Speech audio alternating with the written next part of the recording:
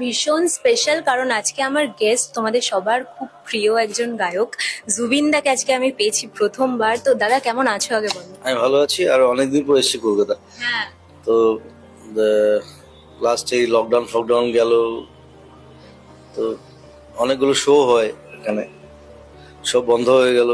আমি অসুস্থ ছিলাম, তারপরে আসামে গেলাম, আসামে অনেক সোশ্যাল সার্ভিস করতে হলো। তো অনেকদিন পর এসেছি, খুব ভালো লাগছে। শরীর এখন ঠিক আছে তো? সব ঠিক আছে। কলকাতার মানুষ তো খুব মিস করছে তোমাকে, আবার কবে সেই পুরনো ফর্মে কবে পাবো? আবার আসবো। আর মানে কি, আসামে শোজ বেশি হয় বর্ষায়, হুম। আর মানে বেঙ্গলের শো হয় শীতকালে। তো ওটা মানে আমরা ভাগিয়ে নিই। তো আমি অপেক্ষা করছি এবার শীতকালে আবার পুরো বেঙ্গল ধামাকা।